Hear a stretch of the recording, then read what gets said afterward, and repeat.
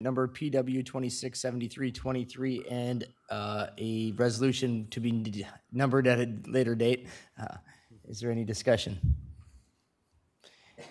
Hearing none. Resolution, Commissioner Catchmark? Aye. Aye. Aye. Aye. Resolution and agreement approved unanimously. Thank you. All right, moving on to the 916, Mr. Mattice, representing Parks and Rec, will be, and Brad's joining him as well. Good morning. Good morning, Mr. Chair, members of the board. Ross is helping Elizabeth Carls do some interviews today, so we're taking over his spot. We think he's just scared to come because he forgot last week. But Park Commission on May 8th reviewed some grant opportunities for the Park Commission review, requesting to adopt 3 separate resolutions. The first one is a resolution to the Greater Minnesota Parks and Trails Commission for construction of Phase 2 of the Crow River Regional Trail. Got to give hands off to Brad. This year he was successful in getting the Area Transportation Alternatives Grant through it's federal dollars, $719,000 for Phase 2, something we've been applying for about 4 years now, and that's from Hanover to Rockford. So right now that sits $719,000 would go towards that project from federal funds. There's also in the CIP requests and has been for a number of years, about $550 in the CIP. This grant that they're applying for Greater Minnesota is $2.5 million, and they'll know probably in November if that is successful. Pending legislative approval, that would gear that project up for possible 25 or 26 construction. So we'd like to entertain passing a resolution for application to that grant. All right. Discussion. I will say that anecdotally, the Bertram campground expectations have it far exceeded the usage for the time frame. Yeah. So, as The far existing campground that we have so far. So I don't know if you want to take each individual resolution separate action and then. I think that because they're resolutions. Ye- Yeah, I Yep. think you should take the Crow River Regional Trail Regional Trail, resolutions, yep. if that's okay. sounds great. So I'll with make the motion. all right, we have a motion by Commissioner Dietrich, I'll second it. second by Commissioner Holland for the resolution for the first one was the Crow River Regional Trail. Yep, Crow River Application to Greater Minnesota Regional Parks and Trails for $2.5 million. great. And Aye. oh, so you want to go that way? Aye. Aye. Aye. Aye. Aye. All right, resolution passes. We really wanted to do 3 separate ones, Mr. Chair, just so we can have Commissioner Shane say aye 3 times. Attempt. But again, hats off to Brad, $719,000 in that federal grant. Very competitive. Oh, that's right. I So, went to the second item. What are you talking about? The Bertram one next? the second one is adopt a resolution for a grant application, again, through Greater Minnesota Parks and Trails Commission for construction of Phase 2 Bertram Campground. I think it was looking at about $3 million in that application for Phase 2. This was, last year was the first full year of that campground in operation, and in between Labor Day and Memorial Day, their weekend occupancy rate was 97%. And we always said we'd go to Phase 2 once we hit that 90% threshold. Who would have thought it would have been after the first full year of operation? So their total camping occasions last year at Bertram was 3,519. So they have less campsites than Schroeder and or Collinwood, and they're exceeding expectations by far at Bertram. So looking to go after that. In the CIP, obviously not funded for 2026, is a match of $1.1 million on that $3 million grant if successful. It was interesting because when the construction of the original campground at Bertram, we were looking at this wouldn't happen until probably like 2030 potentially or 2028. I mean, it's hard to believe that utilization grew that fast. Right, and the ball fields aren't even done.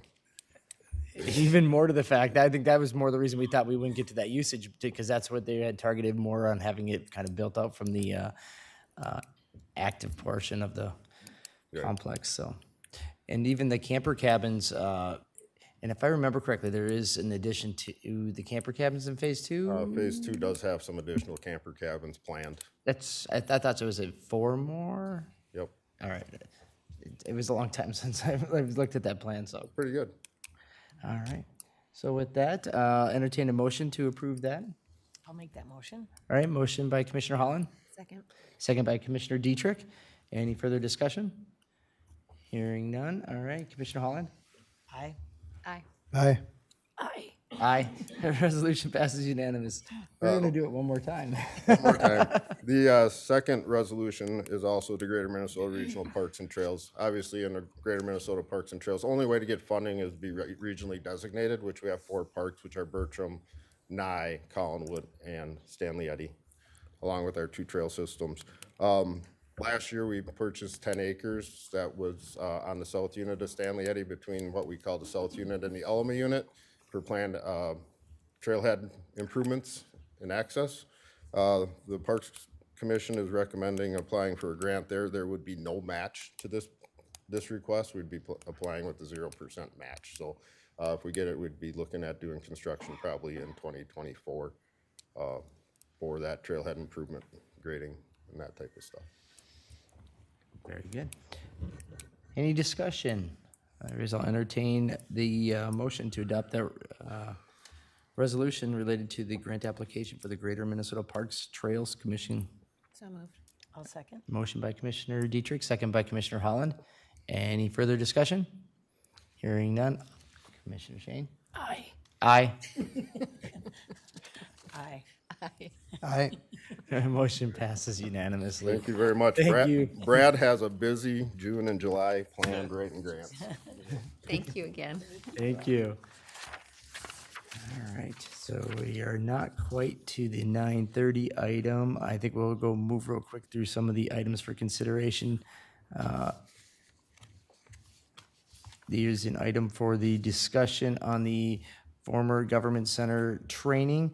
It'd be the first item on the items for consideration. Commissioner Catchmark? Yeah, thank you, Mr. Chair. Well, partially an observation, when I come to work and we've got Alan keeping us up to date on the user agreements at that old building. It's really expanded. It seems like there was one for Anoka County Sheriff's Office, and it's now you see City of Blaine, you see City of Ramsey there. And then I see a bill from the City of Buffalo for utilities for $6,000. I'm wondering about the time frame. Then at our EDA meeting, it looks like it's going to be into next year before we would be, if we're going to demolish, that we would do that.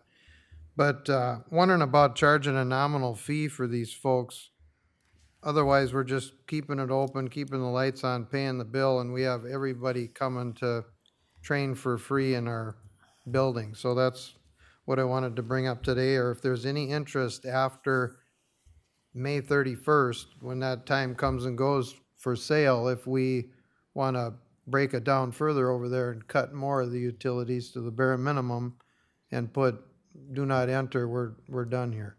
So I'm inclined, I'm interested in having a discussion. I feel like I need a little bit of information prior to that. I do want to talk with administration and Alan about timeline if we go into any kind of demolition or anything of that, or depending on what comes out from our bids that come out here, wanting to look at what that time frame looks like, and then also wanting to determine what is the market for something like that. If we could maybe just push this out to a quick committee of the whole so we can get that information, and then we could kind of piece that together.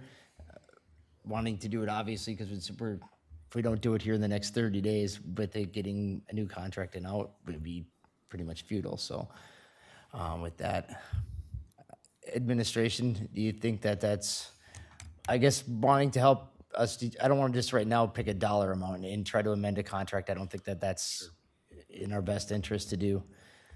Mr. Chair, I think that may make some sense. I know I've had discussions with Mr. Ketchmark as well as with staff and facilities, getting an understanding of what we can and can't do with the building as far as kind of shutting it down. If we are to continue, I think you could consider a fee. However, I think it would behoove us to have some discussion on what that is and what would be the logic on that fee if we're going to charge one. So I think it may be appropriate to, as you suggested, move it to a committee of the whole for further discussion or potentially workshop if that works too. So If we do it to workshop, you won't be making any changes to it till the end of June, just so you're aware, Commissioner Catchmark. So if you're, just wanting to know what your timely expectations are on it. Oh, thank you, Mr. Chair. I had to start somewhere, and this is what we got for a schedule. Could somebody check with the city of Buffalo and see if there's any kind of exemption or exception on the fire protection or alarms or something there, if we would deem the building to be abandoned, if we can get any, it sounds like there's a substantial charge to the sprinkler system and maintaining some of those things in there.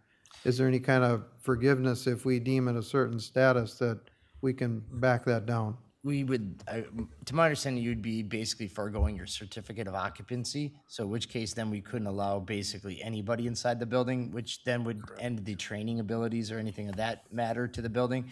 Not to say that they still probably wouldn't allow you to shut off the sprinklers because it still becomes a fire hazard. But you may be able to save a small or some portion of money by giving up your certificate of occupancy. But we're still marketing the building, and you would hate to give that up because you'd put yourself, I would believe, into the realm of new inspections to be able to get that occupancy back if it was ever an offer came for it as is. But I thought that deadline was kind of going to come and go at the end of the month. It does. It is coming. I mean, it's a discussion that I think we could have kind of holistically on all these different things as this offer or request for proposals on the establishment as is right now ends. We look at that if there is any, and if there's any interest in moving forward with it. If not, then we can have a discussion about now what do we want to do in the meantime. So could we get input, because instead of guessing from the city of Buffalo and the fire chief in particular, what yes. are we looking at there? Oh, sorry, if I could speak to that. We have had discussions with John, the fire chief at Buffalo, and he's indicated as long as there's any activity in that building, we do need to maintain the sprinkler system being on. So that would then require water and other services to it. So I think as you portrayed it, Mr. Chair, is accurate. If we're going to have any activity in there, we're going to need to maintain that. So it would be a situation where we shut it all down. We've asked a couple times about a few different exemptions. He's not been able to cite one or find one on our behalf, so. Okay, well, it's still out there, 10,000 a month potentially for expenses, so we'll look at the next appropriate meeting, Mr. Chair. I guess if you want, we don't have any committee of the wholes on the scheduled yet, but we could probably, there'll be a few different items that'll probably come up between now and June 6th. We could put it on either the 5th or the 6th of June, because we'll have information on if we get any proposals at that time, and we could discuss all of that in one meeting. Sure. So just a committee of the whole to discuss the downtown government center. I guess I'd probably look at doing it after the June 6th board meeting. Okay, we need a motion for that? That- Okay, I'll make that motion. All right, so we have a motion by Commissioner Catchmark to schedule a committee of the whole for 10:30 on June 6th. I'll second that. We have a second by Commissioner Holland. Any further discussion? Hearing none, all in favor say aye. Aye. Opposed, same sign. All right. And we're right on time, going back to our timed agenda item at 9:30 a.m. We have Mr. Matt Detchen here, and we're going to enter into our public hearing.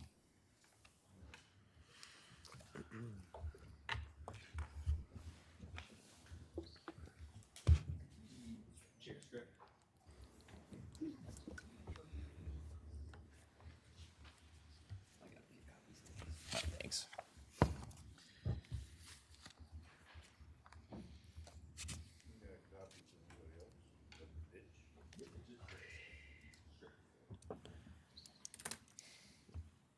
All right. Do you have any introductory? Otherwise, I'll go enter into it. Or you?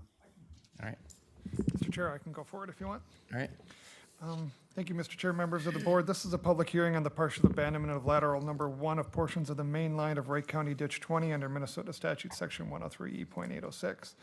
The purpose of this hearing is to gather evidence as to whether or not the parts of the drainage system sought to be abandoned serve a substantial useful purpose or substantial public benefit and utility. This is an evidentiary proceeding. The proceedings are being recorded in order to preserve the record. The order of business for this hearing will be as follows. First, the drainage supervisor, Matt Detchen, will present an overview of County Ditch 20. The petitioners will then present the petition for partial abandonment. After the petitioner has made their presentation, the board will open the hearing for public comment. The board specifically like to hear any comments on the proposed partial abandonment and any information related to that purpose. Specifically, the board is going to be interested in whether it is missing information used to define the public purpose, use, benefit, or utility of the portion of the system being abandoned, the extent and basis of any benefits or damages from the portion proposed to be abandoned, whether and how your land drains to the portion proposed to be abandoned. Though information may be presented regarding the current condition of the drainage system, this hearing is not an appropriate time to discuss issues related to possible future actions, such as repairs on other sections of County Ditch 20. If such actions are warranted, the Drainage Authority will initiate separate proceedings to discuss those issues. However, if you have an immediate concern, we invite you to contact our Drainage Super, Matt Detchen, who's sitting up front. The purpose of this hearing is to review the petition on the partial abandonment of Lateral 1 and portions of Mainline County Ditch 20.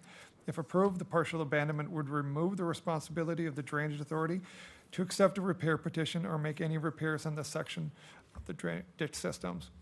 During the public hearing, commissioners may ask questions of staff, the petitioners, or commenters to clarify any testimony. In addition, if a member of the public asks a question and the commissioner believes that a response of the Drainage Authority staff can readily resolve the question or enrich the testimony, the commissioner may ask to have the appropriate staff member speak to the question. The board chair is authorized to exercise their discretion as to whether to allow such discussion. However, staff would recommend that commissioners' expression of their positions and general discussions concerning the subject of the public hearing should be avoided during the public comment portion of the public hearing. Board discussion should occur after all members of the public have had a chance to speak and the public comment period has been closed.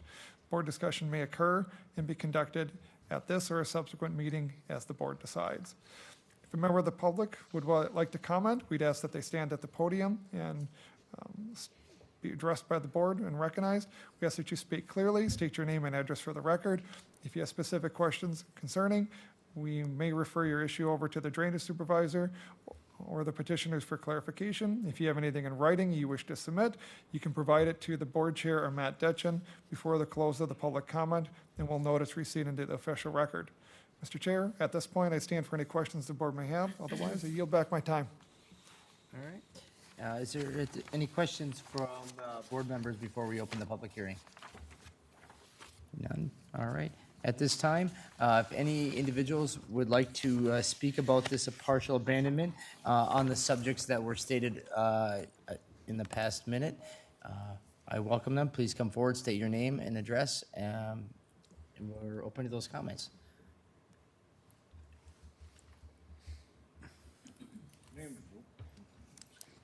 My name's Roger Early. Address is 6142 County Road 39 Northwest.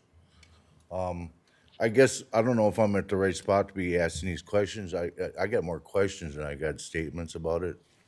Because the last time they worked on a drainage ditch that had been abandoned, and that was roughly 2 years ago, they assessed some special tax to my property because ISOCOLD was benefited from this drainage work.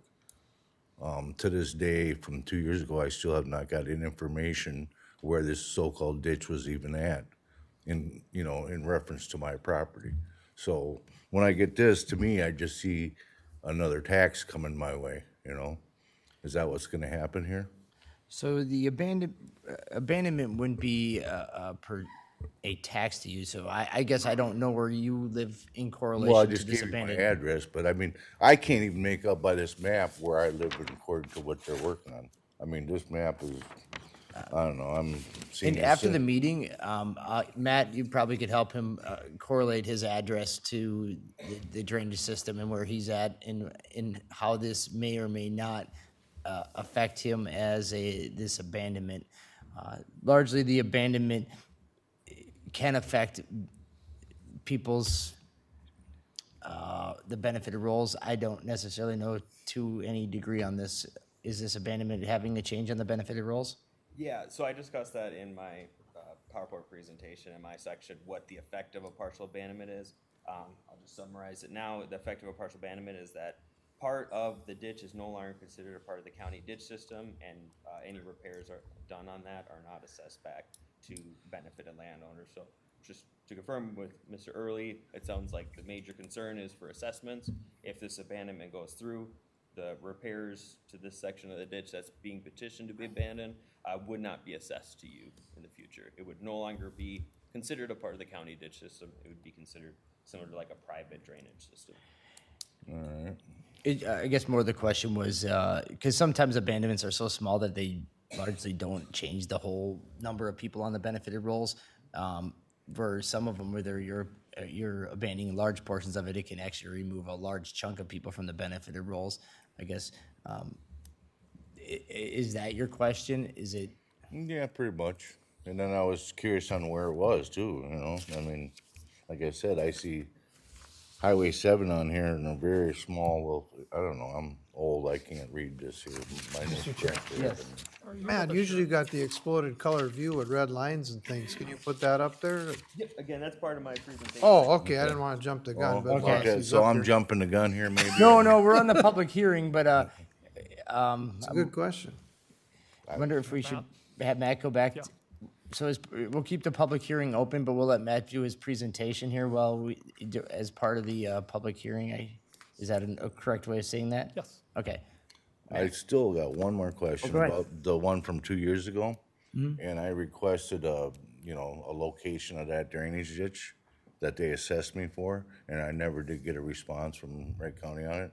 And since I'm here, and I don't know if I'm talking to the right people or not, but I still would like to find out where that ditch is that they assessed me for. The guys, I mean, what's the distance from the property? Is it a mile, 2 miles, 5 miles? It all depends on the watershed. So you could be, in some cases, 3.5, 4 miles away from the actual ditch and be assessed on it. It really depends on what Well, they. then why aren't they assessing everybody in the county for it? And in theory, if it's a watershed thing. Well, per drainage law, you have to do a determination of benefits, and with that, they determine what water in that area flows to that ditch. Sometimes it flows for miles to get to the ditch to come out, in which case everybody that the water runs off their property to that ditch would be a benefited landowner. I know exactly where my property water runs, so I know every ditch within a mile of my area, so that's why I'm questioning it. Mr. Chair. I'm a senior citizen on a fixed income, and they just raised my property taxes a third more this year for 2024, the way I see it, they're just trying to tax me out of my property, and so when I see something else that'd be a potential more taxes, it starts to upset me. I validate your concern. We have to stay germane to the public hearing, but I will say, Matt will work with you after this to help you figure out that repair request from previous year and get you the information on and why you were assessed that, and hopefully we can get you comfortable with why that happened. Okay. All right, thank you. All right. Moving back to your presentation, Matt. You have just a little bit more to read, I think. Matt, let's just go into your presentation. Are we at the? I'll be sharing my screen.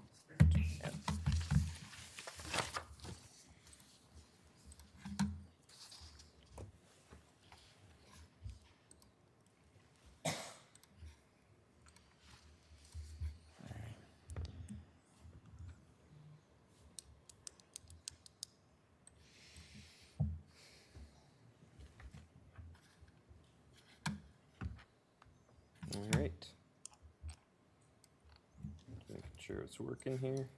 All right, so I will be giving a brief presentation, which includes some history of the ditch. After that point, I will hand it over to the petitioners, Tom Wenzel from the Board of Water and Soil Resource, to talk about the petition for partial abandonment itself.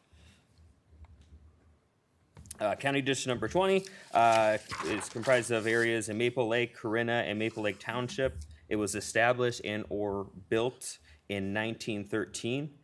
There is a repair history on this ditch as opposed to some of the other county ditch systems we have. So you can see repairs in 1949, 56, 69, 82, 85, and 2019. 5.6 miles of tile or buried and open ditch. And a redetermination of benefits that was completed in 2020. So for the map, and I don't know if everybody can kind of see this, just shows the general area where the ditch starts near Macon Summers Lake, runs through Robert Nye Park east of County Road 8, and eventually ends downstream of the park boundary. All right, so the abandonment location, and I'll have the better maps in a future slide. The petitioners did include a map in the petition, which he's referencing. That was what is included in the mailing. I also made a separate map just to hopefully better show the area. So you can see in the top right here, this is Summers Lake. Here's County Road 7. And then this area generally circled in red is where the petition for partial abandonment is located. Again, it will be covered in a future slide. An estimated 24 acres are not planted because of broken tile. That tile in that area is a mix of clay, concrete, and plastic tile, all of which are substantially failing.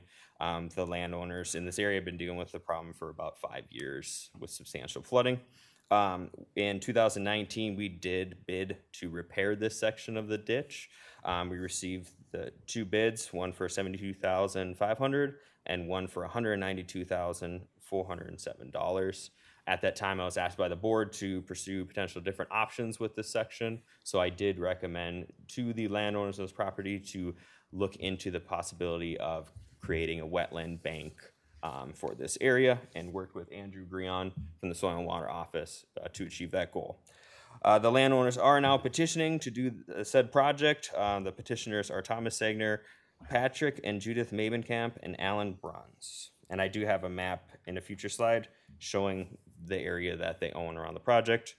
This is just a picture showing some flooding from 2019, some of the 24 acres that were not planted due to flooding. The petitioners included a map, which I sent out in the mailing, which shows the proposed abandonment area and the proposed wetland bank. I just created the map on the right to kind of show where the start of the abandonment is, with red arrows following back, showing that from that point where the start of abandonment is to the area of the west is what the petitioners are petitioning to abandon as a part of the county ditch system. Every area circled in red here is owned by the petitioners. That includes, again, Tom Segner, Patrick and Judith Mavenkamp, and Alan Bruns. They are benefited landowners on County Ditch number 20. I think a really important one is the final one, because we get this question quite often. Their benefits, the amount that they would pay for the ditch system, will remain the same if the partial abandonment is accepted. They will still pay their portion for any ditch repairs on County Ditch 20. If this abandonment is accepted, we cannot make minor or incremental changes to the benefits after a petition for partial abandonment. All right, so this is an important one where we're hearing today. So subdivisions 1 through 3 are some general ones, just talking about how they petition and that process. We are really dealing with the subdivision 4 and 5. So the effect of a partial abandonment. After a partial abandonment of a drainage system, a repair petition may not be accepted for the abandoned part of the drainage system, and the responsibility of the drainage authority for that part of the drainage system ends. So if you accept this petition for partial abandonment today, that the petitioner is including, this will no longer be considered a part of County Ditch 20, will no longer be assessed to the benefit of landowners on County Ditch 20 for repairs. An order on this section does not release the property from a drainage lien filed on account of the drainage system before the date of the order. An order on this section does not release the property from any assessments of drainage liens filed on or after the date of the order for costs incurred on the account of the drainage system before the start date occurred. So I can answer, that's my last slide. I can answer any questions the board may have with that. Is there any questions from the board for staff? Mr. Chair? Thanks, Matt. So a lot of these ditches, you have accruing bills that are filed away until big projects happen. In County Ditch 20 case, is there some bills that are on the file for past work that was started and stopped? There's not an outstanding balance on that ditch. The costs that were assessed in 2021 were for the fees for the redetermination of benefits, the fees for damage payments, and the fees for a repair close to this section of ditch. That was all assessed back in 2021, which Mr. Earl was referencing. So there's no current outstanding balance. We no longer bill parts of staff time on a prorated basis to ditch systems like we had done when I started. So there's currently not an outstanding balance until when or if a future repair happens. So, Most of those outstanding balances were ones that are in the process of redetermination of benefits, and sometimes those take 2 years or longer. So sometimes they're sitting with balances for 2-3 years until we can actually get the redetermination of benefits done and adopted. Because when you enter that process, you basically have to wait till you get your new roles to set down. Well, you don't. I don't believe you have to, but it's usually the methodology that we've chosen here in Wright County to do. one more question. So the petitioners, if there's work to the abandoned ditch in the future, the petitioners will be on the hook for any of those costs. But if there's a repair along the rest of the ditch, for example, Mr. Early's or anywhere else, the petitioner will also have to pay as a benefited landowner on the rest of the ditch. Is that right? Yep. Yeah, they are still a pretty substantial amount of the benefit of rolls in that area. So anything that would be fixed in this area that's abandoned wouldn't be assessed, but if there's repairs done downstream, these same landowners who are now petitioning would still pay their exact same amount that they did after the redetermination of benefits. None of that changes. Okay, thank you. All right. Once again, thank you for anybody that came here today for the public hearing.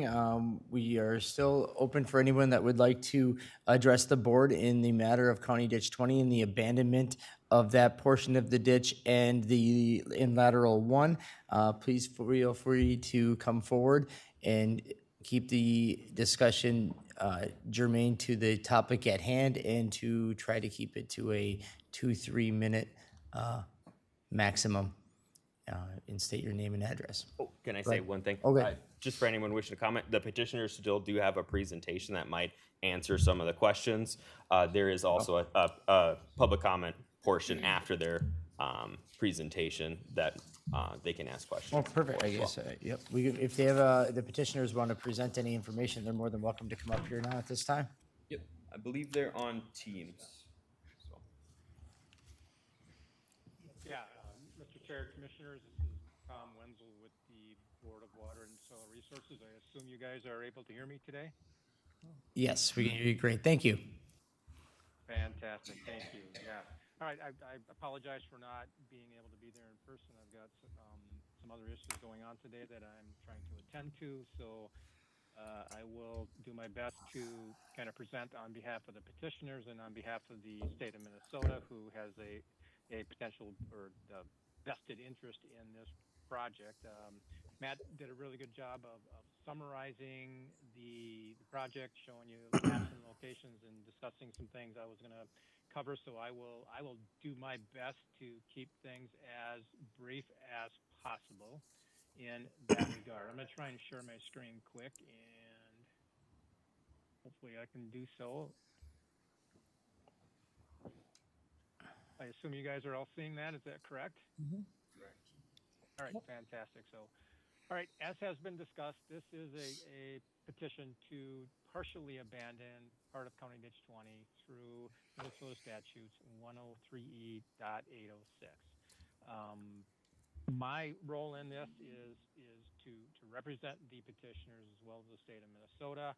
In this, I am a professional engineer licensed by the state of Minnesota. I have 35 years of experience in restoring wetlands around the entire state of Minnesota and have represented countless projects through the 103E process with various county commissioners representing drainage systems as part of being drainage authorities.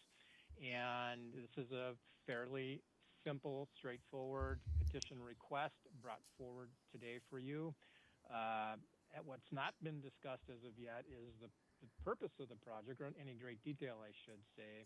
It is a wetland bank, as Matt had mentioned, and the purpose of this bank is it's not a private bank, as you had discussed at one of your prior meetings not too long ago.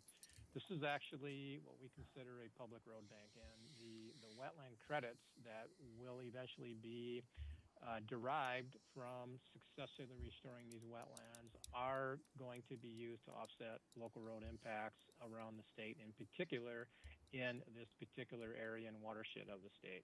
So this is a public benefit project for which the legislature provides us as an agency funding to work with landowners like we have here to successfully get projects done to help mitigate for local road impacts so your local road authorities don't have to do that work themselves.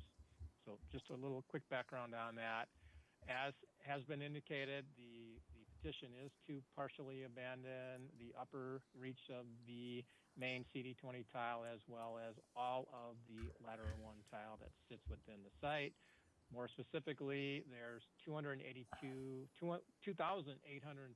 feet of both tile and ditch within the site that are being petitioned to be abandoned, and on CD20 main, as well as 445 feet of tile as part of lateral one. A couple of things that has been talked about already is the assessments and such, and I concur. The petition is not asking for any change in drainage assessments as part of this petition to abandon. It is also not asking for any funds through separable repairs. As Matt indicated, there are some significant repair costs that could otherwise be considered for this project, but those funds are not being sought to help with the construction of the project. The program and the funds for the wetland banking program are intending to cover all those construction costs. The petition does, however, ask that because of the substantial potential repair costs that could otherwise be considered here had the landowners requested to do so, that the Drainage Authority accept responsibility for the associated cost of conducting this drainage hearing and not burden the landowners or the petitioning landowners with that cost. So that is the last statement within the petition document to be aware of. So as indicated, the petition is essentially asking to abandon the CD20 main tile, starting within the northeast corner of the project. So all of this that you see through here would be abandoned, as well as the lateral one tile be abandoned. So when done, there will be no physical component of CD20 that exists within the project area. The project does propose to have one primary outlet structure in this location of the site. It would be managed as a private structure governed by the confines of our wetland bank conservation easements that will be secured on this project as part of establishing the wetland bank. And this is a private system, and it will hook into a catch basin that is being proposed as part of the construction plans right in the very northeast corner of the site, which then would become the beginning or end of the remaining portion of County Ditch 20, depending on how you look at it. So all of that is laid out in detail in the preliminary construction plans that have been prepared and provided. I believe you all have received a copy of that for review. I certainly can go into detail on any of that proposed design and construction infrastructure if so intended, but I'll try to, for the sake of being as brief as I can here, not go into any of that detail unless there are specific questions to do so. As Matt indicated, the site has been in disrepair for some time. There are sections of open ditch through here that have been here for close to 20 years now that have been dug to replace the tile that has failed through here. And this is a really good alternative for this particular site in terms of restoring wetlands here versus trying to fix the ditch system and keep things maintained. So that said, we are, in terms of modeling, in terms of the project design, there is no surface discharge that occurs off of this site. It's pretty much landlocked all the time on all different storm events. And it is our design intent to continue to keep this landlocked and not have any surface discharges coming off of this. Everything is intended to stay confined into the tile system and not provide those extraneous overground flows into the downstream system towards County Road 7. And the design is accomplishing that through the construction of several embankments and such up in the northeast corner of the site. So for most of your large storm events, all the way up to that 100-year, 24-hour storm event, under existing conditions, all that runoff from that contributing drainage area to the site, which is in size, there is, I believe, 300 and some acres of drainage area coming at this, for which 304 acres to be precise, that is being captured and stored in the site, and that will continue to do so upon completion of the project. There are 3 conservation easements that the state will be securing as part of this. Those are perpetual conservation easements. The landowners are being compensated for the purchase of those easements as part of establishing this wetland bank. Those easements are held by the state of Minnesota with each of these property owners, and and it will be managed and enforced by the state as well as part of those terms and conditions. So all of that completed infrastructure as part of construction is governed by a conservation easement, will be enforced by the state, and underlying all this, there will hopefully be an approved wetland mitigation plan that both the Corps of Engineers and the state of Minnesota, through their respective 404 and Wetland Conservation Act programs, also provide regulatory oversight on. So lots of bells and whistles and controls that are in place here to make this thing happen. With that, I will probably close any discussion I have on this unless there are specific questions to what's being done out here. I would like to add, maybe as a final comment, that should this project be approved today, it would be customary to, as part of the findings in order, to make sure there is some contingencies built into that to ensure that the official partial abandonment does not occur until the mitigation plan for the site is actually approved through the 404 program and through the Wetland Conservation Act, through the wetland banking portion of that, and the project is actually constructed. So with that, I can take questions now or wait and see how you want to handle any questions you or the public may have. Thank you. Attorney? Mr. Chair, just to follow up on the last comment from the petitioner, if we are looking to delay acceptance of this until the project is completed, then I would recommend that we just, at the end of this, just hold over approval of the resolution over on the table, and then staff just brings it back, because with the partial abandonment, we can't put conditions on it. We're determining whether or not it serves a beneficial public purpose, and if it does, we need to deny the petition. If it doesn't, then we approve it, and then we have nothing else left to do with it at that point in time. So I think the most prudent thing to do would just be to lay over the final resolution till the project is built, because at that point in time, then we know for certain that there is no beneficial public purpose anymore for it.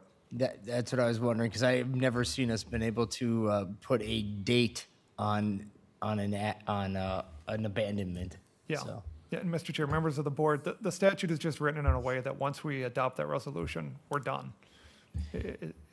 It's final, it's done. We can't even accept a repair petition. We don't do anything with it at that point in time.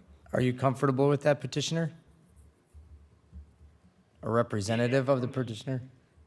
Yeah, thank you for that clarification. Yeah, it's a kind of a catch-22, because in order for the wetland bank itself to be accepted and approved, they certainly don't want this hanging over the project, of course. So conversely, one of those decisions has to be kind of conditioned upon the other one actually happening, and it's a challenge and a risk, and this is really up to the petitioning landowners in terms of their risk assessment here as to what happens if the wetland bank plan for some reason doesn't get approved, and they are left with a decision to partially abandon the tile through here, the ditch system through here, and now they don't have a project. We haven't paid them for the easements, and now they've lost the drainage system. So conversely, it's we get the project done, and what happens if for some reason there is not a decision to partially abandon the system that's not accepted and not approved, for which now we have a completed project for which there's still regulatory and authorization on your part, for which any petitioner could file for a request to do a repair through here, and then we no longer have control over the project. So there's not a good answer here in summary as to which is better to do first, to be honest with you. So I guess my guidance to you would be is go through the process, get your wetland bank established. That even just helps to articulate the need for abandonment on the system. To me, I don't think once that's done, it's going to be hard. You right now, your case already is very compelling for abandonment. That would just solidify it even more. So I would say your risk side is probably more with getting the wetland bank established than it is with getting the abandonment on that portion. Yeah, Mr. Chair, I would agree with you, Mr. Chair and Matt. I think that is probably the correct course of action given the discussion here. I would, however, like to see what other public comments may come in today and whether there is concern from other assessed landowners on this as part of what's being proposed as part of making that decision. Thank you. and Mr. Chair, just from a procedural process for how we do things with motions, we can table this. I mean, we could table it for 1 or 2 years till they get the project done. We could bring back the resolution at that point in time. You could adopt it then, and we could adopt it literally the day before they go before the regulatory agencies to finalize it. If it gets accepted, great, we move on. If it gets denied, the petitioners could always come back at that point in time and ask the board then to then reconsider that motion that was adopted, and we could always review overturning it at that point in time if it gets denied by the regulatory agencies. So I think tabling and making sure that, and staff will make sure that we stage it correctly for when the project gets going from the regulatory standpoint. I think it's going to be our best way to go. So are we going to continue the public hearing as well? Or are you going to just close this public hearing and have a new public hearing when they come forward? Is it good? I would recommend you close the public hearing and direct staff to draft a resolution and lay it over on the table Okay. until the regulatory process gets completed. And I guess since we've already in this current public hearing, I'll let some other individuals to help the petitioners with some guidance. Is there anyone else that would like to comment on the subject about the abandonment of a portion of County Ditch 20? Please come to the front. Please come up to the podium here and state your name. If you want to speak about County Ditch 20. Oh, I want to comment on that thing right there, On the map? on what they were just talking about. If you wanted to, if it's germane to the subject at hand, you're welcome to speak. I'm just going to speak, because I think this is all wrong. Please state your name and address. I really rather not, because something's happened. But I I need at least your name for the I'm record. Crystal. Crystal, okay. I got a big problem. When you say abandoned, that's our wilderness out there. And when they say confiscating, that is stealing land. And that, to me, that's against the law. And what they have done for a long time has just, ever since they've been here, they destroyed a lot. I mean, I need advice on how to, well, when you said petitioners, why would the petitioners have to pay to get, because I want to get a petition going to get our churches back to the way they were. I think we're a little bit, your question and your topic is not germane to the subject I on know I hand. go to subject, So, but to me, that's our wilderness out there, because that's County Road 7. If I'm correct, that's in Delano. no, this is back not. road This there. is in Maple Lake. This ditch system. It's Maple Lake, Corinna Town, or Maple Lake Township, Corinna Township. Well, I know. Okay, that's where our country is.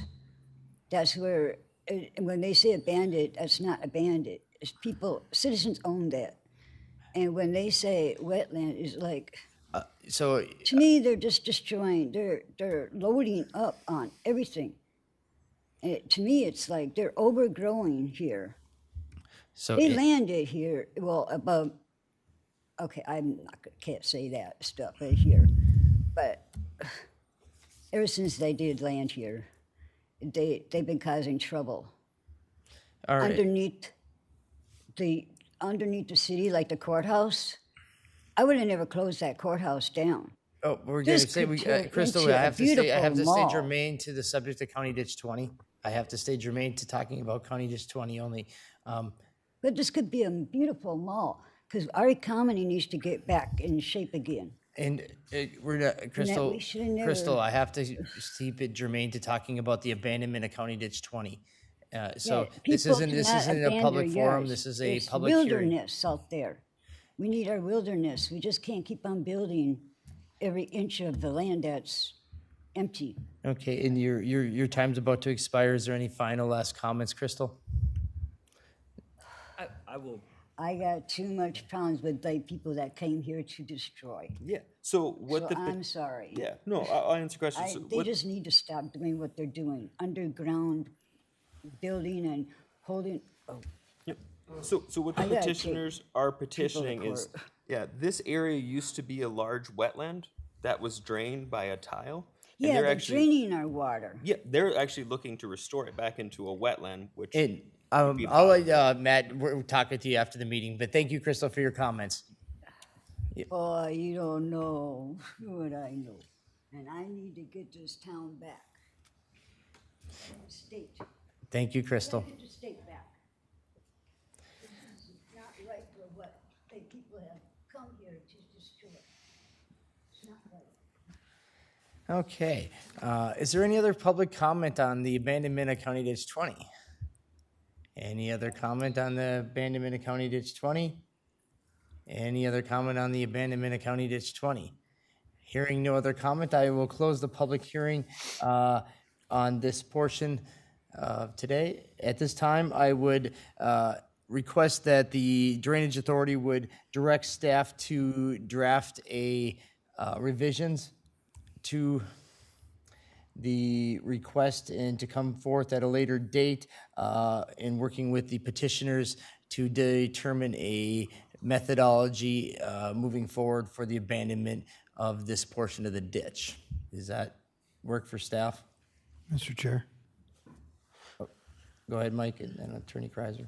I had a question about, I'll just call it the vegetation management of this area.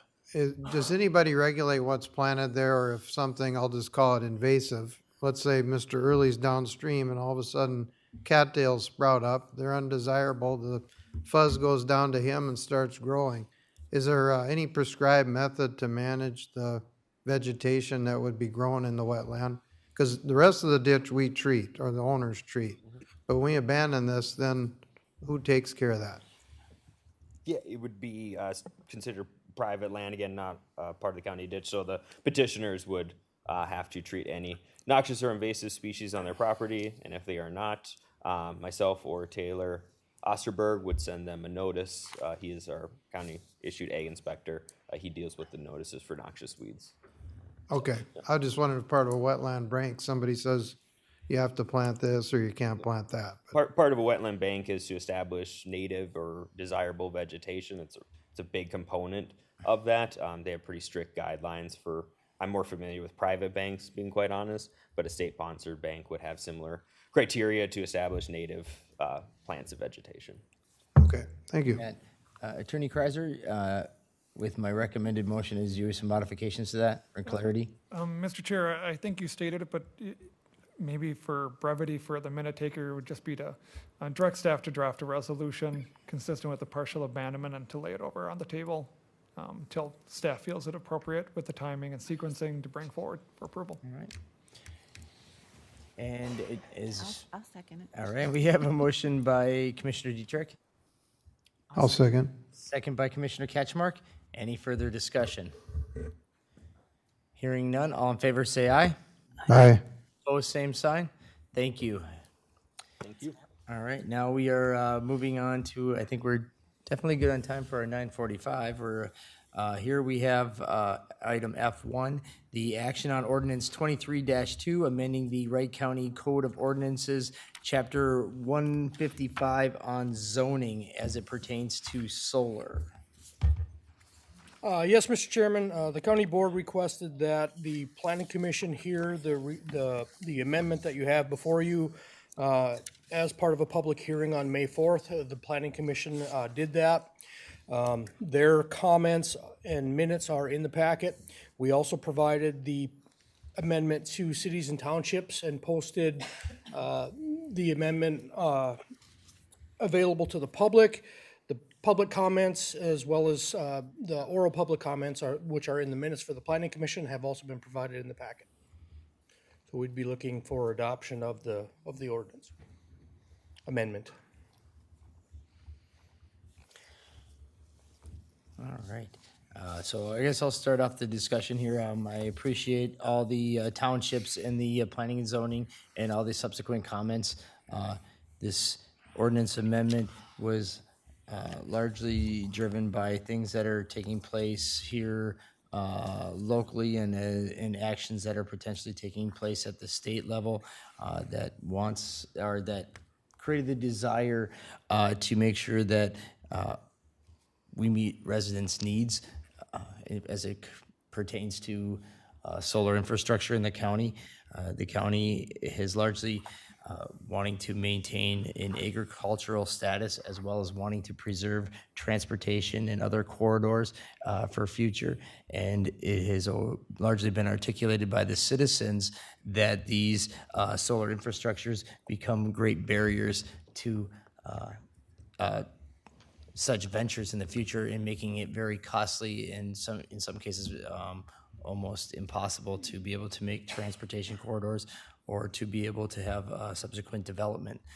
So in order to prevent having a number of townships with numerous different modifications to our ordinances and making it very difficult to us enforce, it was requested that we would take into consideration this section that pertains to setbacks and modifying them to be applicable from just the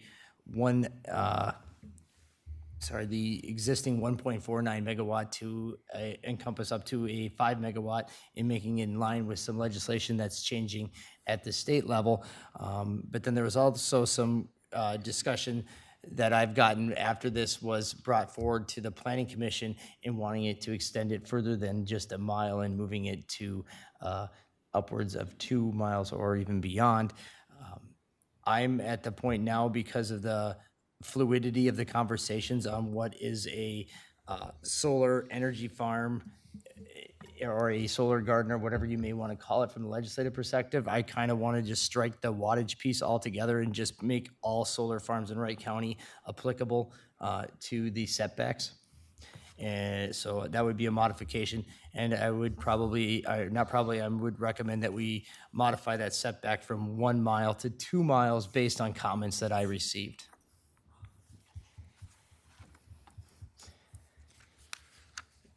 Is there discussion? Comments? Mr. Chair, I would still like to maintain the wattage in there, otherwise you can have huge amounts of, is that what you're saying? No, you're basically saying that all solar farms are, whether it's, because right now, anything over anything over 1 megawatt, but based on some of the new legislation that's going to pass, anything over 1 megawatt right now would have to go through the PUC. But there's legislation that's going to allow developers to not go through the PUC and build up to 5 megawatts. And what I'm proposing is that you just take the wattage out of it altogether. And in Wright County, no matter if the legislation changes in a year from now, making it 10 megawatts can go outside of the PUC, you'll have to pertain to this setback. So we're not going to name wattage in there. Just any solar garden or farm would have to have a 2 mile setback based on my proposal, unless it's a energy system, which is like a secondary use, like something that's on somebody's house or something like that. They would not be subject to the setbacks. So currently, the ordinance doesn't limit the size of a solar garden? Currently, right now, our setback is for the 1.49. If you have a solar farm that is 1.49 or smaller, you have to have a 1 mile setback. And currently, anybody that wants to build one over 1 megawatt, right now under current law, would have to go to the Public Utilities Commission, in which case the local planning and zoning regulations would be largely moot to the conversation. So, but now the legislator is making changes to it that would change that definition from being 1 megawatt to 5 megawatts. And that means that anything that would be up from 5 megawatts or less then would go to your local planning and zoning to be able to construct such infrastructure. Now, this is amending ours, so we would be kind of in line with that same definition of 5 megawatts. But I'm saying I don't even list a wattage because that could change again, and then we'd be back here doing the same thing again. For a little bit of clarity, our ordinance does not list a maximum size. There are other factors within state statute that limit what the counties permit, but our ordinance doesn't list a maximum size, it only lists a minimum. Actually, Barry, if I could correct you. Am I wrong? It's in the definition. It's actually allowed up to 8 megawatts AC. Oh, is it? Oh, Yeah. I guess I didn't read Needs that the this comment. morning. And Mr. Chair, members of the board, just so you're aware, what's before you is regulating the setbacks for solar energy farms. Those are between 8 megawatts AC and 200 kilowatts AC. So these are large systems. I should say they're large farms. A solar energy system is anything below 200 kilowatts. So that's anything that you'd see out on a barn, on a rooftop, on someone's house, in their backyard. Those are not going to exceed 200 kilowatts. When we first started this, I think we maybe limited them. We had the solar energy systems at a lower level, and the panels did. became much more efficient, much better at producing energy that we increased it up to 200 kilowatts for a solar energy system. So that should be enough to power. If a dairy farm wants to put these out in a field, that should be enough to power their dairy farm. So we're definitely, for the people that want to be able to have housing off the grid, we're definitely wanting to embrace those individuals and wanting to embrace solar, but just not at the footprint that is being kind of proposed at the state level. Thank you for the clarification. So, but those were my amendments that I would be proposing. Mr. Chair. And you and I went through the first moratorium a couple of years ago in great lengths, lots of meetings, settled on the 1 mile setback at the time for what we had to work with. I read all the public comment. There was township response, public talked about personal use, and the research was that if we go to 5 megawatt, just for perspective and footprint, that's up to 30 acres or so of ground that would be taken up with this 5 megawatt. Regardless of the setback, I guess I have a question. If there's wires connecting these things, do we have anything to look at as far as below ground, above ground? How is that going to affect this setback a mile, whatever it is in between? So as far as where the wires go above or below ground, we can't regulate that in this amendment, but I would say from a distancing side of it, I guess I don't know. I'd have to have somebody in the industry to tell me, whether they're above or below ground, whether it would change. Well, Mr. Chair, Commissioner Ketchmark, you are correct. First off, Mr. Chair, that hasn't been noticed as far as making them buried on the property, at least in this particular instance right now. So we're only dealing with subpart 18, paragraph 18, solar farm setback distances right now. But if that's something the board wants us to do, we can draft something up as staff and bring it forward. But we would be limited to only requiring it be buried on the property, because once it hits the road right away, then they're permitted to occupy the road right away underneath state law and underneath our right-of-way ordinances. I asked the question because some of the conversation is the land where the panels are, okay, that's taken out of farm production, but if there's wires at a certain height stretching a certain distance across, is that also going to take that distance in between out of option for farmland or that kind of thing? I don't know. I guess defer to the rest of the board if they think it's of interest. My guess is they would use road right away and use existing infrastructure to a certain degree.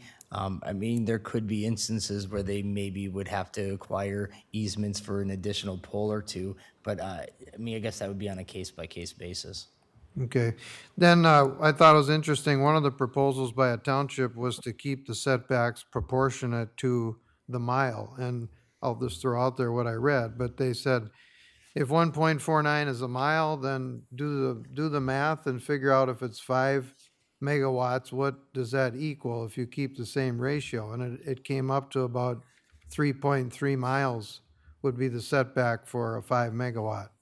I'll just throw that out there. If we're looking at it proportionately or the same ratio, that math was done, and that's what that would come out to be.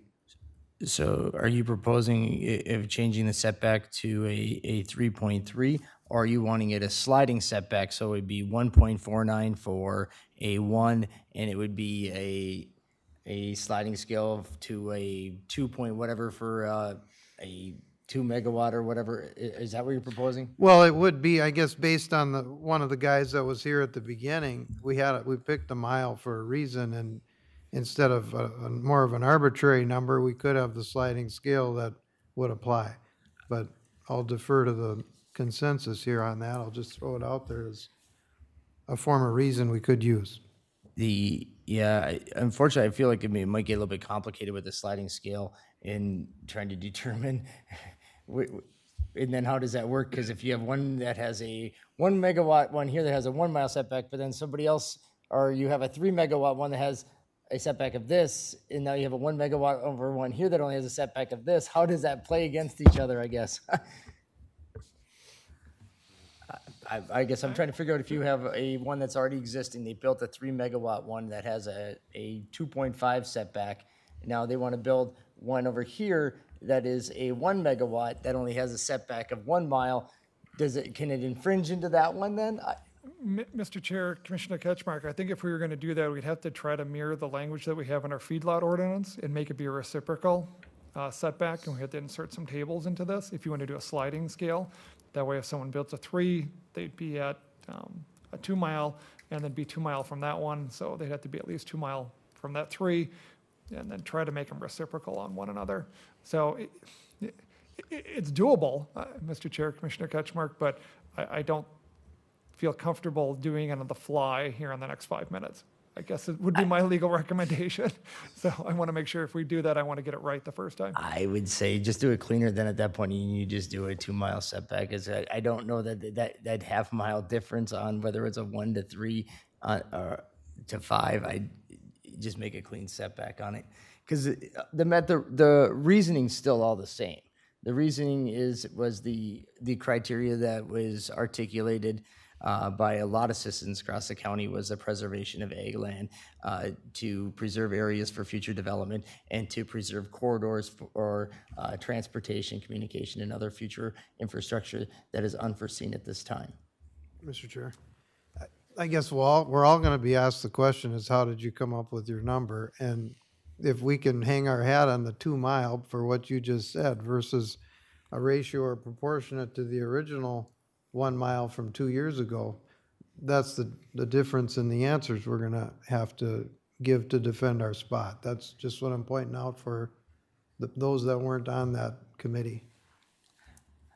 I'm okay with it, with the methodology of the 2 mile. I mean, just mostly just from I like your idea on how you did it with the sliding scale, but the complexity of it makes me, I feel like it's going to be a lot of effort to solve the same problem. And I think that by just modifying that 1 mile to 2 kind of solves it universally.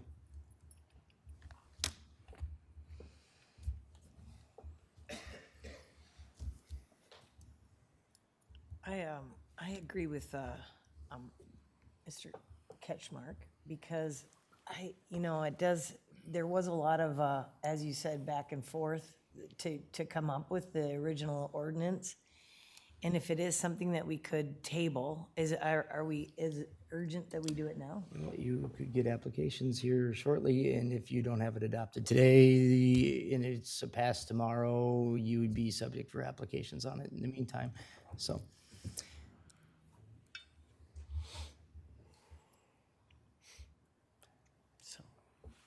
So that I mean.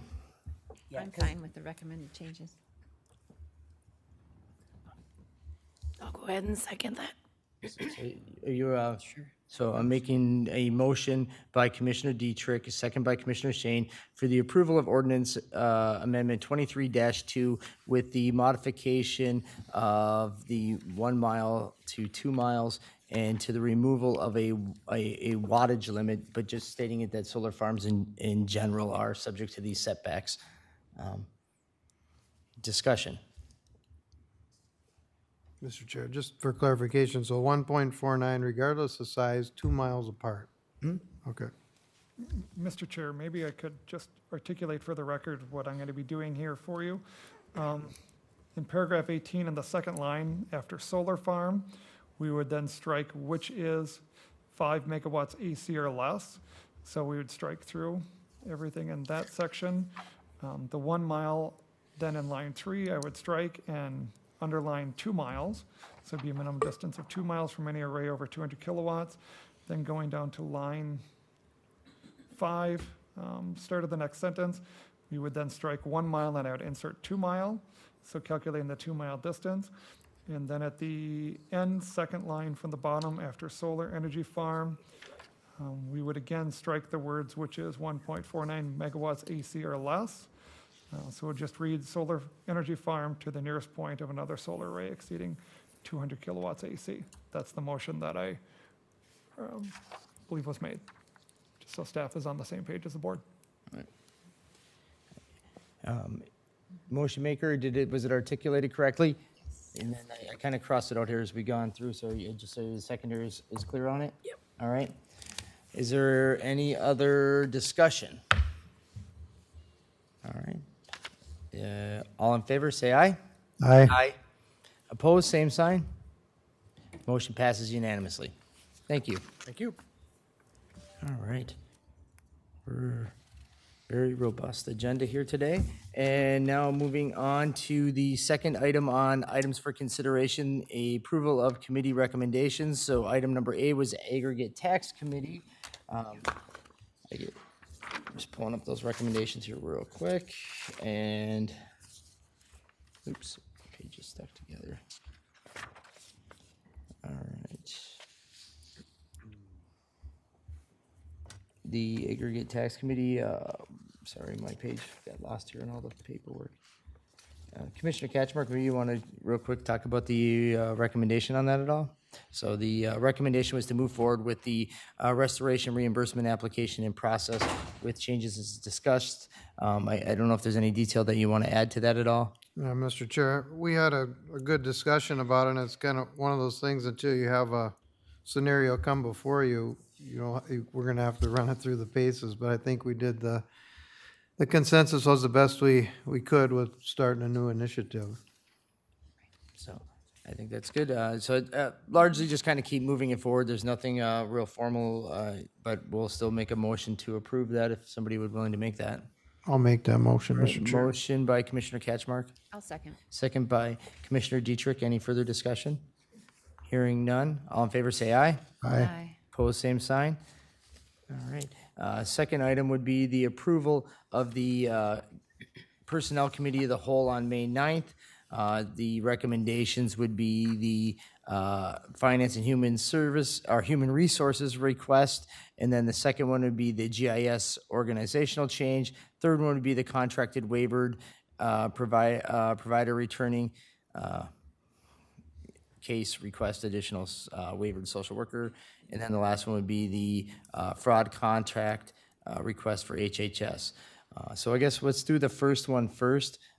In the approval of the hiring of the positions stated for Finance and Human Resources.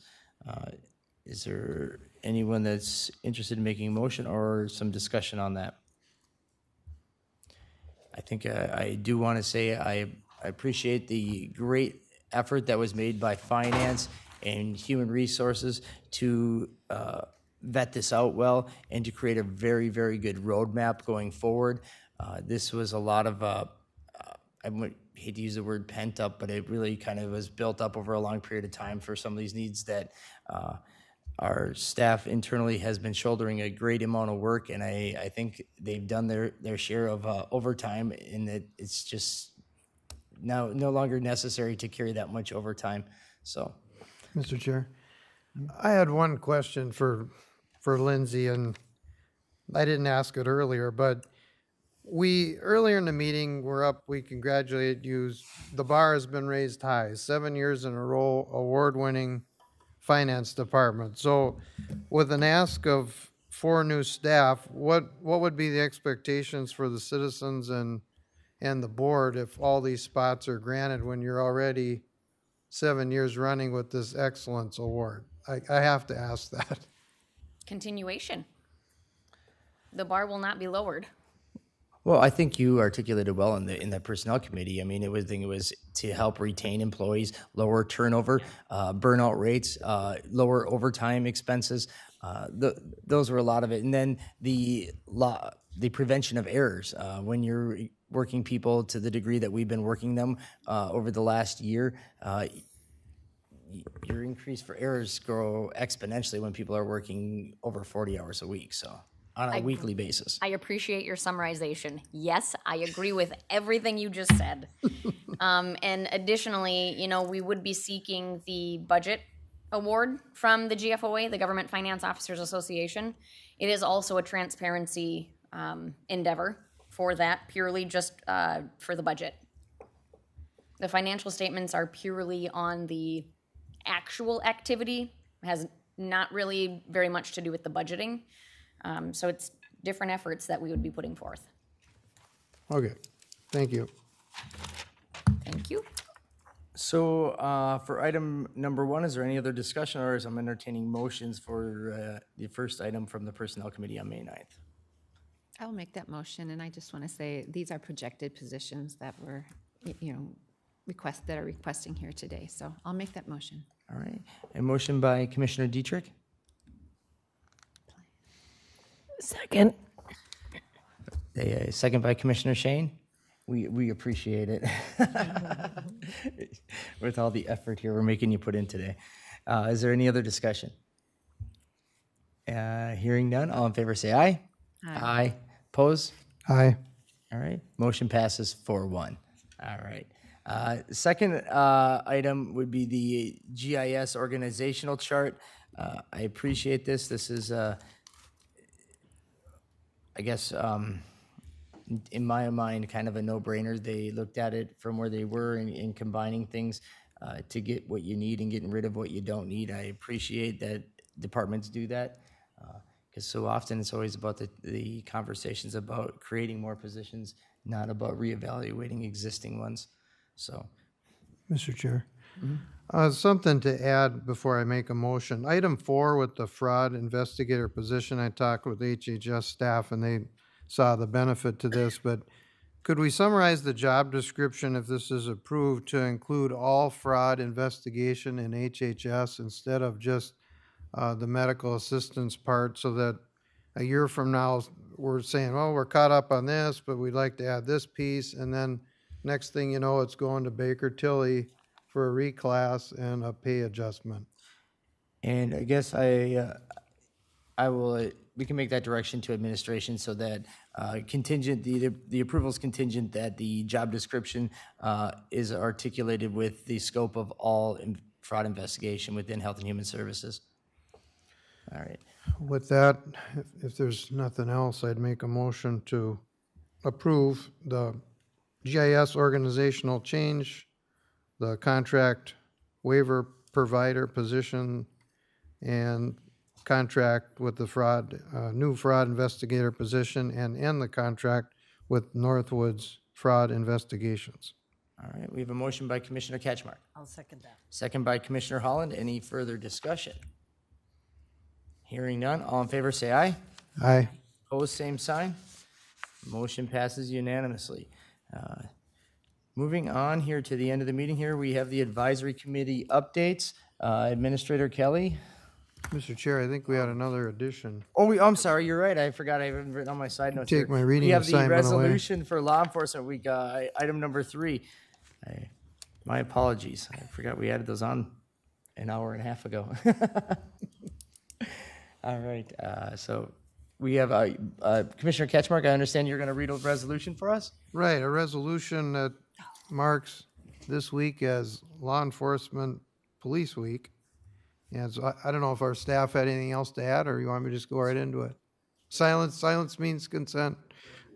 Okay, so a resolution of whereas the law enforcement officers of Wright County have worked devotedly and selflessly on behalf of the people of this county and the state of Minnesota, regardless of the peril or hazard to themselves, And whereas these officers have safeguarded the lives and property of their fellow citizens, and whereas by the enforcement of our laws, these same officers have given our county internal freedom from fear of violence and civil disorder, and whereas 7 Wright County law enforcement officers, including Constables Charles Albert Washburn, Sheriff John Nugent Jr., Marshal Rudolph Maurer, Sheriff Paul Kritzik, Sheriff James Kreitlow, Chief George Riddy, and Deputy Sheriff Roger Roble have given the ultimate sacrifice and lost their lives in the line of duty.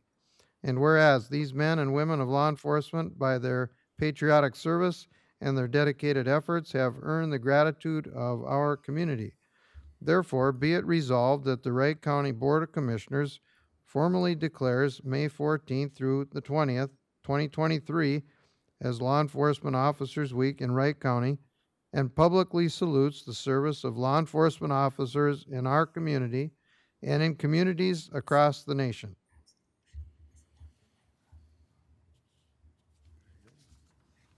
Thank you. I was hoping we'd have a room full. They're here in spirit. Is there any award ceremonies or anything going on, functions this week recognizing this that we don't know about? We'll ask the sheriff.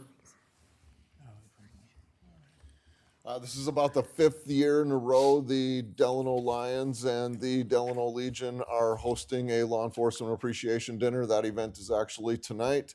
And then there's a group of business owners and rodeo folks in Buffalo. They are doing a luncheon for us next week. So again, just a huge appreciation and thanks to the wonderful community that we serve. They support us very much and it is greatly appreciated. So I appreciate the efforts. Thank you so much for reading that. Thanks, Sheriff, for presenting this to us so we could get it on the record. And please pass on our thanks to all of our employees and law enforcement. Maybe we got ahead of the game. Do we need to make a motion to approve the resolution? Well, you can do it either way, but now are you making that motion? Yes. All right, we have a motion by Commissioner Catchmark. I'll second that. We have a second by Commissioner Holland on the resolution honoring law enforcement here in Wright County. Is there any other discussion? Hearing none. Resolution, aye. Aye. Aye. Aye. Aye. Resolution resolution passes unanimously. I appreciate Commissioner Holland had also brought to my attention, I think, the item for the probation. Customarily, we usually do roll call votes on resolutions, and I think it wasn't listed as a resolution, and I missed that. I don't necessarily know if staff wants me to go back and reaffirm a vote on it, or am I good with that? Timed item number 902, requesting signatures on the joint powers, which was a resolution. If you are comfortable, that wasn't the unanimous, we can just reflect the resolution as such, if the board is okay with that. Yeah, because I think it's largely just customary on how we do it here in Wright County. It's not that it's a statutory thing. Okay, so moving on to the last one was the scheduling a Ways and Means Committee meeting. I think we have members of the Ways and Means Committee had established some dates for that. Yes, Mr. Chair, the most recent discussion, I believe we landed on the 31st of May at 9 a.m., as I recall. Mm-hmm. And Commissioner Catchmark, as to my discussions I had with you earlier, is this one that you'd want to sit in on my place? I'm happy to step aside for this one if you would like to, because I know this is a topic that you've had great interest in, and if it's something that Sure, Mr. Chair. Is there more on the agenda than that one item at this time? that's the only item that would be on the agenda, is the discussion of that item. Oh, sure. I'm open. I'm available that day. I don't know who's the second person. Holland. Commissioner Holland. Okay. So All right. I am fine with stepping aside and allowing the two of you to, or for you to take my place and vet that. All right. Okay. I'll make that motion. All right, motion by Commissioner Catchmark, I'll second that. second by Commissioner Holland. Any other discussion? Hearing none, all in favor say aye. Aye. Opposed, same sign. Motion passes unanimously. All right, advisory updates. Administrator Kelly. As you know, session is wrapping up. Things are flying through fast and furious, trying to keep tabs on everything that the county is interested in. So expect some updates on various items in the future. One thing I did want to call to the board's attention, you may have received notice from AMC, their upcoming District 5 meeting is June 12th. Just raising that as I believe there's an EDA meeting that morning as well. So I don't know that we traditionally all attend, but just wanted to make that aware. It will be held up in Benton County that day. Also, speaking of Benton County, they've reached out to both us and Wright as well as Sherburne. They're looking at doing some construction activities and building a new facility. So they've asked to come and tour. They will be here on the 22nd, just taking a look at how we built out our public counters and other features of the building. So if you see a group around or you'd like to say hi, they'll be here probably late morning on the 22nd. So that's all I have for today, sir. All right. Mr. Chair, Highway 12 Coalition met. A few of the members asked for some more representation from MnDOT, and lo and behold, we had actually 5 MnDOT personnel show up at the Highway 12 Coalition. I scheduled a field trip coming up before the end of school so we can run Highway 12 and see the intersection by Dassel-Cato School in all its glory before school lets out. Safe schools, we had one more, last one at Howard Lake Waverly Winstead. And we had an EDA steering committee talking about the old government center. And last night I went to Howard Lake Council and gave a little state of the county address. They had just some questions on the buildings for sale, and that's all I have, Mr. Chair. All right. You're foregoing. So, kind of a little bit of update here. Unfortunately, the things of the legislator here are kind of winding down, and the bonding discussions deteriorated here. And the technical corrections requested by Wright County for the previous bonding item, even though they don't issue new general obligation bonds and have no expenses to them, apparently they also require a 60% majority vote just to make language corrections. So we have ramped up our efforts legislatively to get a hold of the leaderships in both parties to try and move forward these technical language changes. I am going to be sending out to board members a letter or a correspondence letter format that I would, in a list of individuals to send this to via email. I'm looking for all 5 of us to send it out to about 10 different individuals across there. We've been corresponding with the governor's office as well on this and trying to make one last diligent effort to get this correction. It's literally just like 2 words, so it's mind baffling. Mr. Chair, Yes. are those 2 words worth potentially about $800,000 each? All right, okay. So it's worth the time, but well, I'll get that out to you today so we can get that sent off over the next day or 2. I would really greatly appreciate that. Secondly, it was requested by a group and an individual to have a meeting with the Board of Commissioners regarding elections. I know we had addressed this back, I don't know, was it 4 weeks ago? But the individual requested a private meeting, but that's not possible because we are a public entity, and that would have to be articulated to them that we couldn't meet with as a majority of the board privately with them. I have to at least put that out there if there's interest in it, but I know per the conversations that were taking place 2 to 4 weeks ago, that was not the case, but I'm here once again asking.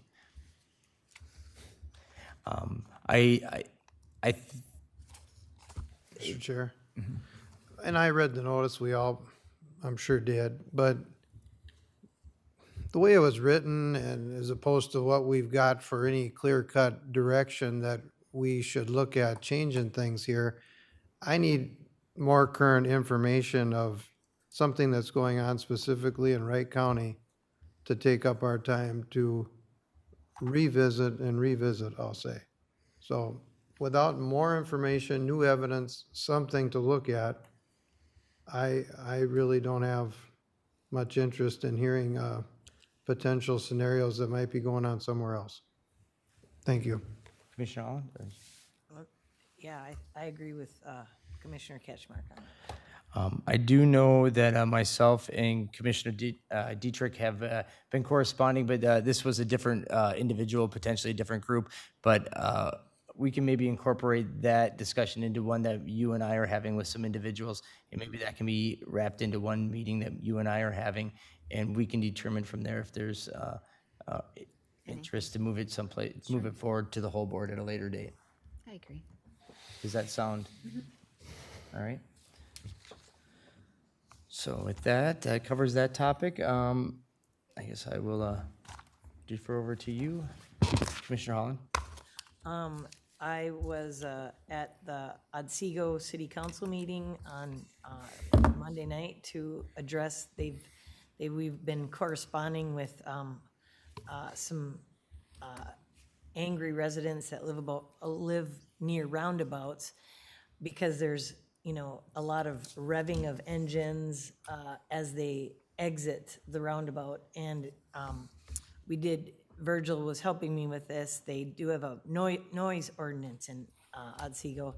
So now they will be placing signs up so that the residents know that they can't do that or they will get ticketed. They did try ticketing, but then people said they weren't aware of the noise ordinance, so now they will be placing signs up there. So very happy about that, and they're really concerned too about Parish Avenue passing on the Wright. Parish Avenue and that bridge is heavily used right now because they're working in downtown Elk River on 169. So people are using that as a different avenue to get into Otsego and out to Elk River. So, and then the Central Minnesota Jobs and Training Services, I'll send you the PowerPoint that Luke from Minnesota Unemployment Office sent.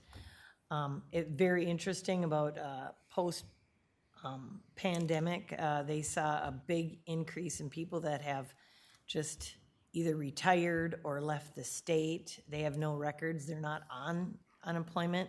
You know, it went up to 22%, and typically it's like 13%. And then it just aggregates out what professions we saw kind of do a big switch. Nursing was one of them, and so very interesting information. I'll send that off to you, and that's it. Thank you. I attended Buffalo Safe Schools, and then the following day attended their mock crash. I had never been and experienced that. That was really an emotional and hopefully impactful for the students as well. They flew the helicopter in, and it was really a dramatic scene, and then they followed up with conversation and presentations in the gym as well. The impact, like from the county attorney, and people have been through that type of scenario. So that was good.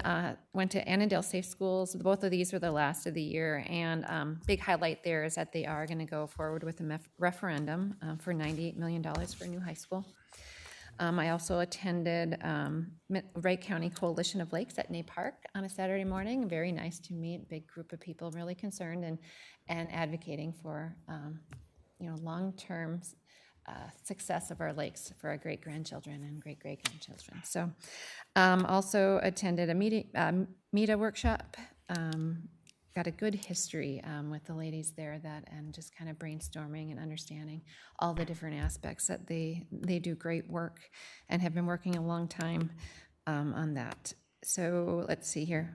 One more thing. Jeannie and I and Nadine stopped in, and we got to introduce ourselves and meet the new employees at a new employee training yesterday. So that was really nice. Very good. Thank you for doing so. If there's no other business to come before the county board, we will adjourn today at 10:50.